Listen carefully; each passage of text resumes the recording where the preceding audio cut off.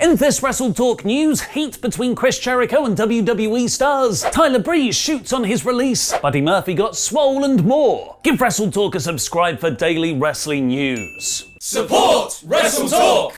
But before we get on to any of those lead stories, breaking news! Vince McMahon is actually in touch with popular culture. The WWE chairman, who famously did not know what a burrito was for years despite having it every day for lunch, was spotted at a Dave Chappelle comedy gig over the weekend, with comedian Donnell Rawlings posting a picture of them both backstage. JTG has previously revealed that Vince's love of Chappelle was behind his tag team act Crime Time. See, McMahon isn't racist. Some of his best stereotypes are...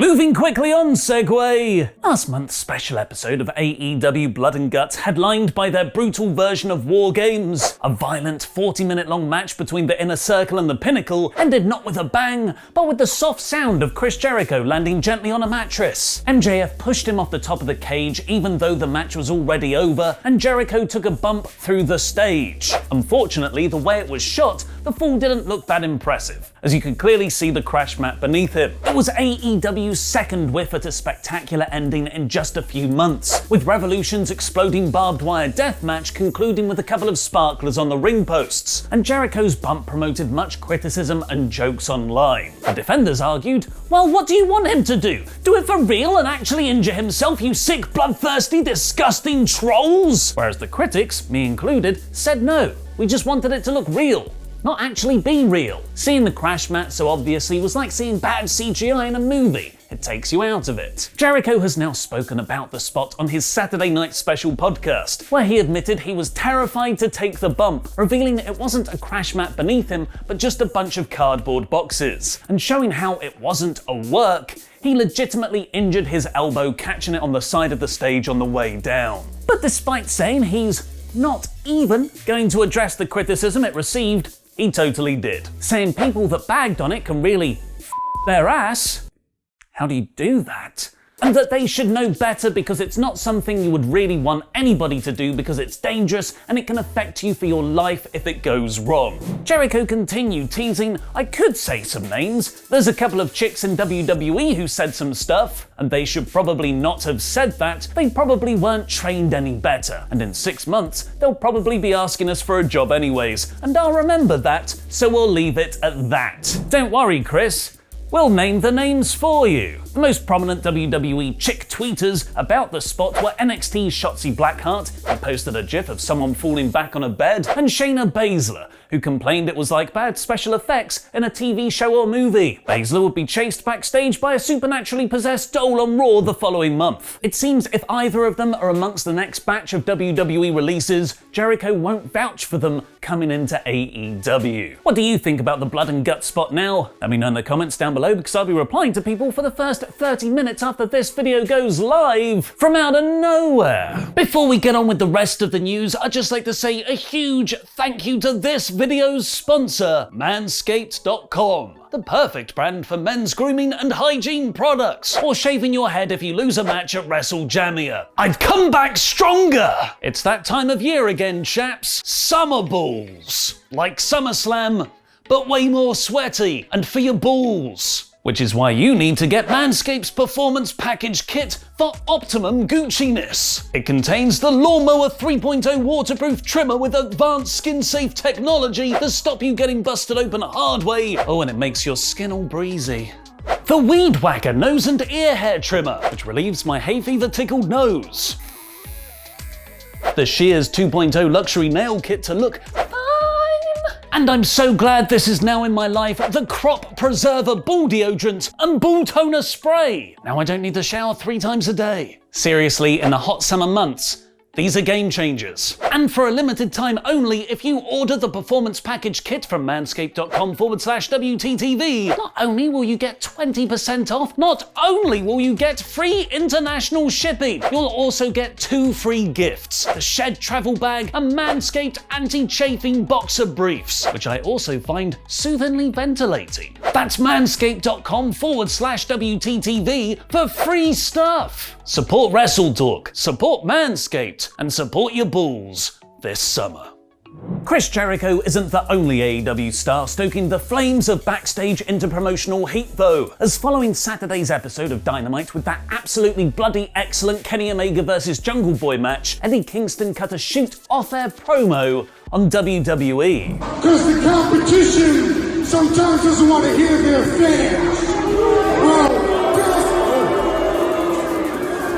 I guess I'm burning another bridge. Surprise. Ladies and gentlemen, AEW cares about their fans.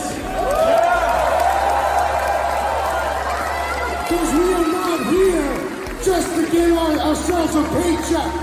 We're here every week with you people, without you people, and we come out here and we bust our asses. Because we love professional wrestling. I don't give the devil his due, but you saw a match between Kenny Omega and my dude Jungle Boy that you will not see on the other channel.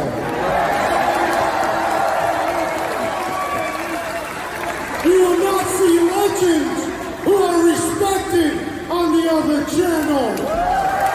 While Kingston's bridge to WWE might be burned to the ground there, a recently released wrestler's path to AEW might be very much still standing. Tyler Breeze was shockingly released by WWE on Friday after 11 years with the company. Once upon a time, that used to mean an appearance on Talk is Jericho 3 months later, but now it's all about the Twitch channel shoots. Reviving his Sweets Live Twitch account, which he presumably wasn't allowed to run while under contract with WWE, Breeze actually spoke very positively about his former contractor, saying 11 years was more than I could ask for. For immediate next steps, he said he'll be streaming again and restarting his Cameo account. You can follow Breeze's Twitch channel in the video description below to help him out. As for wrestling, he played it coyly, saying he hasn't decided whether he'll continue that or not, but he did confirm he has a full 90-day non-compete clause following his WWE release, meaning he can't show up anywhere else until the 23rd of September. Breeze did say he's been talking to his friend Dilly though, as in Dilly, as in Ty Dilly Dillinger, as in Ty AEW's Dilly Sean Spears Dillinger, who he runs a wrestling training school with, to appear on his Twitch channel too, possibly hinting the AEW door is open. They should just probably remove all the doors by this point. He also mentioned wrestling Orange Cassidy would be a lot of fun.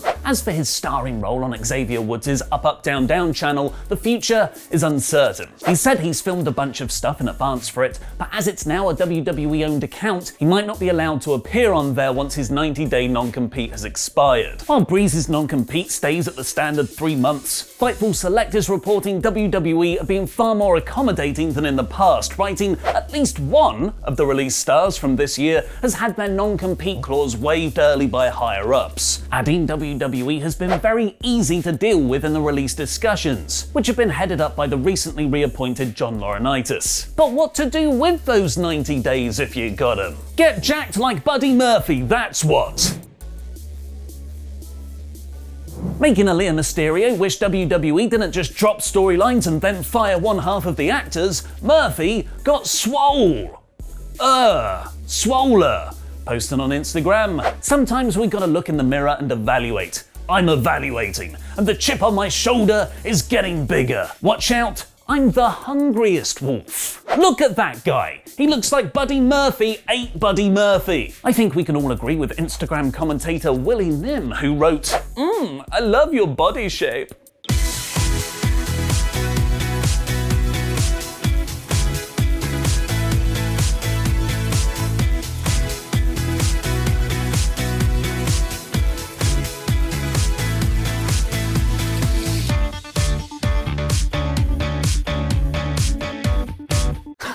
And people say wrestling's homoerotic. I say, what's homoerotic about appreciating another man's body? One of the more surprising parts of Friday's releases is that it didn't include the entire WWE Network show 205 Live. which, following the cuts, now has a roster of 5 people, one of whom mostly now works backstage. According to PW Insider, this doesn't necessarily mean WWE are going to cancel the show, despite it rarely even breaking the top 10 weekly shows on the network, because Hulu pays a nice rights fee for the series, and that is a main factor in keeping it going. Tony Nese has even revealed post his release that no one in WWE even watches the show. 205 Live has somehow been going since 2016, even though someone has edited the Wikipedia page to say it was cancelled, as it only has a roster of 4 active wrestlers now. It seems the cruiserweight focus is shifting to NXT, where Sean Ross Sapp has reported the title will be elevated with the new Diamond Mine faction that debuted last week. In true WWE style though, they released 2 wrestlers who were meant to be part of that faction just 2 days later, Arturo Rouse and Marina Shafir, the real-life wife of the group's leader, Roderick Strong. Elsewhere in wrestling, Jamie Hayter has vacated the Rev Pro Women's Championship as she accepted a tryout offer from NXT UK. You must be pretty confident she'll join the brand to take the belt off of her like that. You might recognise Hayter's name from a handful of appearances on Dynamite in 2019, but just like her stardom buddy Bea Priestley, it appears she's on her way to WWE. And congratulations to Jon Moxley! Not for becoming a father, but for the far more important achievement of winning our first ever Wrestle tournament. Over the last 2 weeks, we run a WWE vs AEW tournament on our community tab, which came down to the mouth-watering Shield final of Jon Moxley vs Roman Reigns. Fascinatingly, in our Twitter version, it came down to Reigns vs Kenny Omega. Both times, however, Roman lost, with Moxley actually running away with the vote at 58%. I'm genuinely shocked it was that much of a landslide, as I would have voted for Reigns. Why do you think Moxley won? Tell me how I rigged the election with Khan Coin in the comments down below. Now go check out WrestleTalk.com for all the latest wrestling news. Money in the Bank remains the most significant addition to WWE in the last 15 years, with other wrestling companies getting in on the whole briefcase equals opportunity visual storytelling, and like anything that's been around for 15 years, it's had some real highs and lows. Edge's first ever cash-in set a fairly high standard. It's been used to execute multiple great heel turns, and no matter what you say, I cannot dunk on Brock using it as a boom Brox and shucking and jiving like Friedrich von Trapp grew up and became Vanilla Ice. To celebrate the upcoming pay-per-view, we've decided to try a slightly different kind of list, looking at both the best and the worst cash-ins.